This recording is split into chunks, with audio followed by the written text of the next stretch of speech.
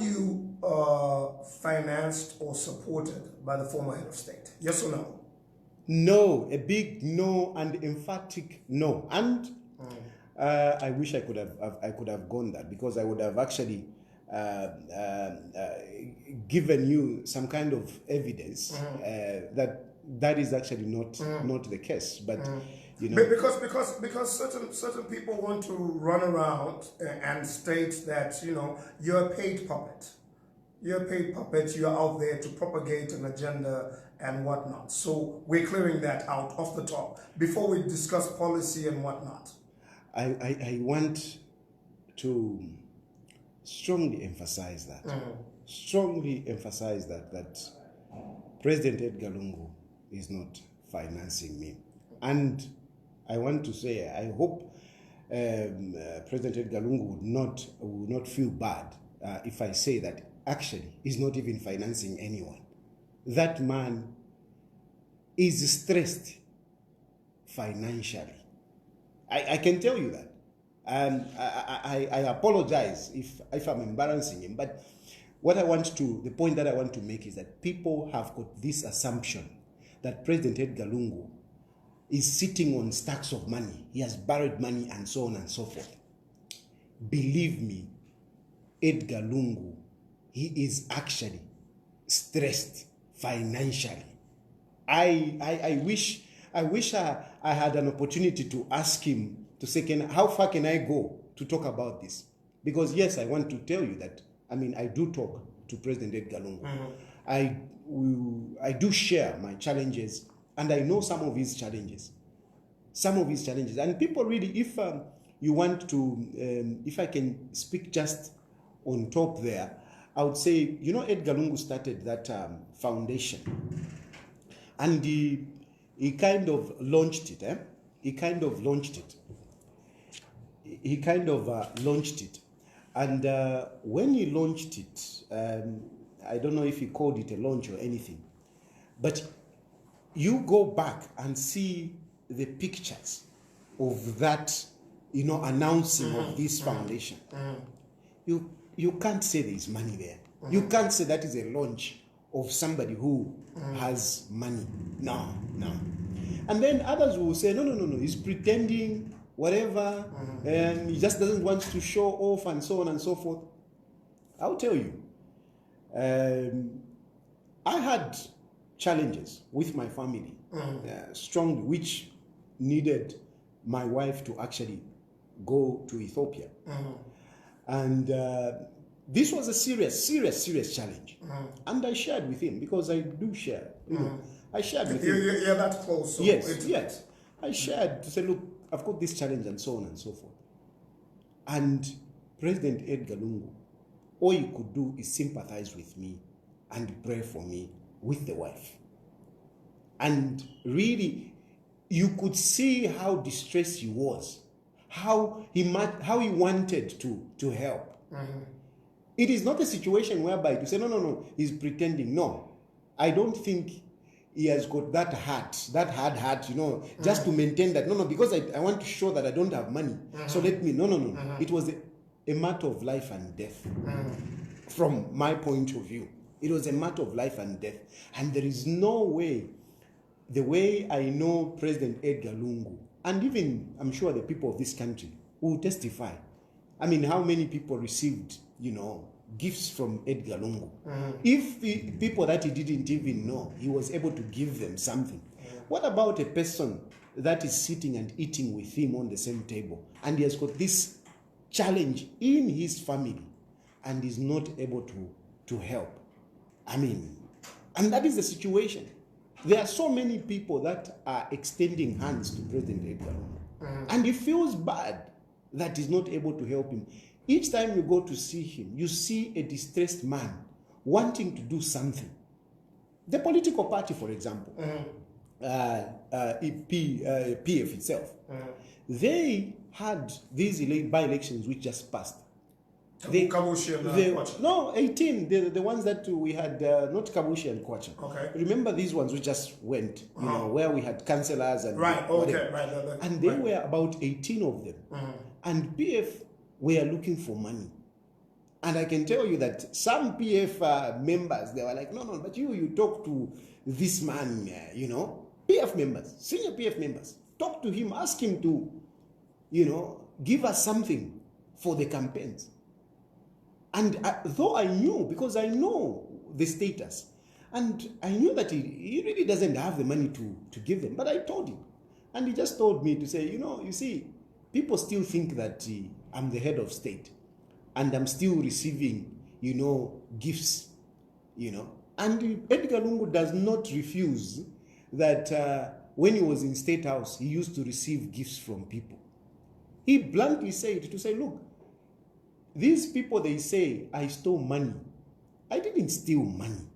Yes, there was money that used to come, which we were using for campaign and so on, because people bring money when you are in State House. They give money to support the party, to do your political activities. I want to hold you on that. We'll come back to that. Yeah. But I want to take you back to the point that you raised about the foundation.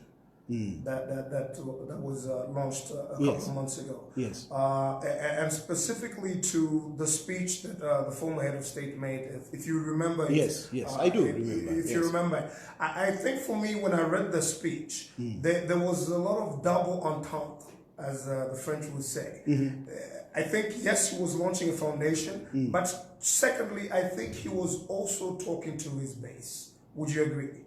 He made allusions to say, look, I have left the space. Absolutely. I think the messaging in there was meant for different audiences. Actually, exactly. He was basically two things, exactly what you have said. Right. He was basically saying, look, number one, I am out of politics. Let's be clear. Yes, I am out of politics. And this is what I want to do. I want to help out the vulnerables. That was the message. And that is the position of President. I'm not his spokesperson. I'm speaking from listening to him, one-on-one. And interacting with him. Yes, one-on-one. Edgar Lungu is not interested in politics. Edgar Lungu is not interested in coming back. When there was the Brazilian president, that guy who bounced back, some people actually went to him. Lula, yes. Some people went to him. Look, this is possible and whatever. Of course, there have been cadres that, talk to him, that want to go to him, to an extent that now he has even said, I don't want to be seeing so many people.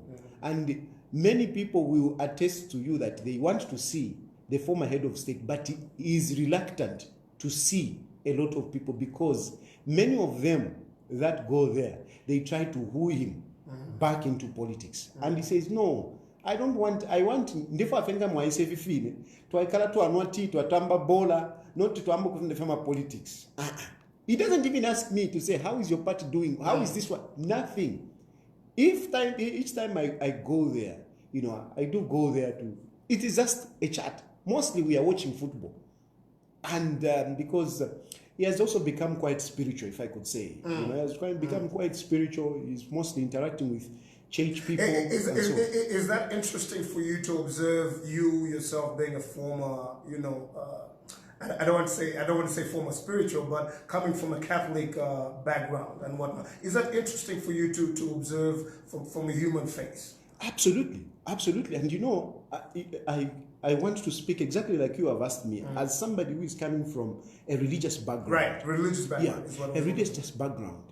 You see how, God speaks to people in their humble situation.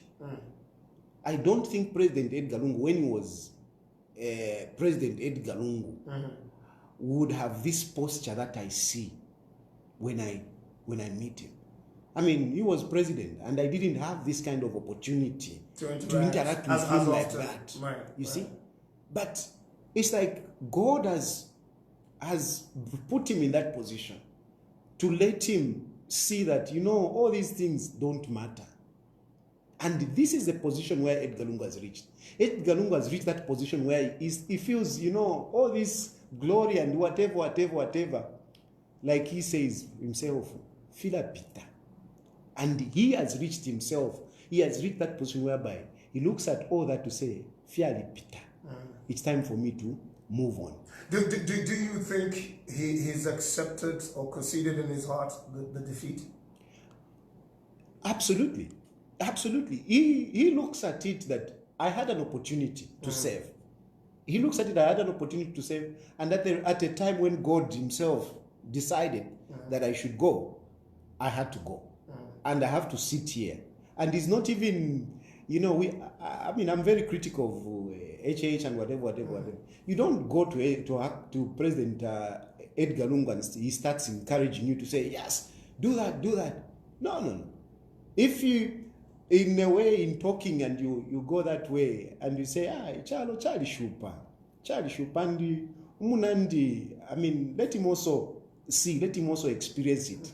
When you go to that's when you feel it. And now he's there, he's feeling it, And most of the times when he talks about this is in response to these following, when they are following him up for this and that and whatever. And most of the time that's when he talks about this, and he usually says, because I don't understand how this man thinks that I've stolen. Because what I was going through, I'm sure he's also going through the same. The same people that used to bring money to me when I was there, they are giving him money there. I will pause you because that is for the latter part of the show, and without stepping on any eggs, yes. I want us to tread lightly on that. We'll get to dwell into that, but I like where this is going. Yes. Just to get a feel. The reason I'm dwelling perhaps a little bit more on just your personal interaction with the former head of state is to kind of give the audience, our listeners, Livingston, Kabwe, and Lusaka, and indeed around the globe, to give us an insight. Absolutely. An insight, but also I feel it is important to give an insight perhaps to the PF members. Yes. As they go to their convention, so that they understand that they shouldn't be looking at going back. Indeed. Instead, maybe to paraphrase the New Dawn, they should be looking at going forward. And that is, I thank you for bringing up this, because I really wish President Edgar Lungu would actually have somebody that would be speaking for him. But you see, because he's so detached from politics and the public in that light, he's not so much into that.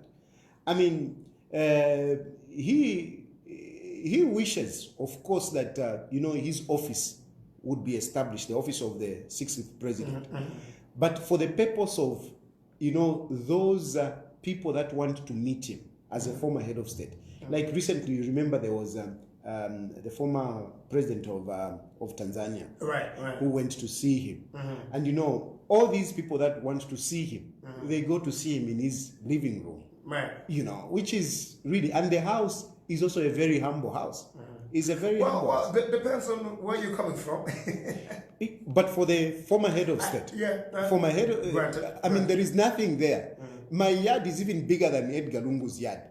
You enter straight, you are in the sitting room, and you find him sitting there. There is nothing like this room and what room. He goes upstairs, there are bedrooms. So there is nothing much about it. I'm sure that is a temporal situation. Yeah, but, and of course, I'm just saying that he would have loved that, that office of the 60th president is set up. Then he can meet people there and so on and so forth, other than them, coming to his private space. But like I've said, he has restricted people seeing him, especially those that are from PF. And like you have said, that let the PF know. I want them to know. I'm not his spokesperson, but from my interaction, I want them to know that it's not that he doesn't want to meet these people. What he doesn't want to be mistaken as somebody who wants to who is still in politics. Who is still in politics. That he doesn't want. And some people, also the other point is also that at one point I remember he said, some of these people who are contesting, who want to become PF members, they will call you that they want to see you, and they come here, they shake hands with you, they stand up to take a picture with you. Next they go out and they start saying Edgar Lungu has endorsed me.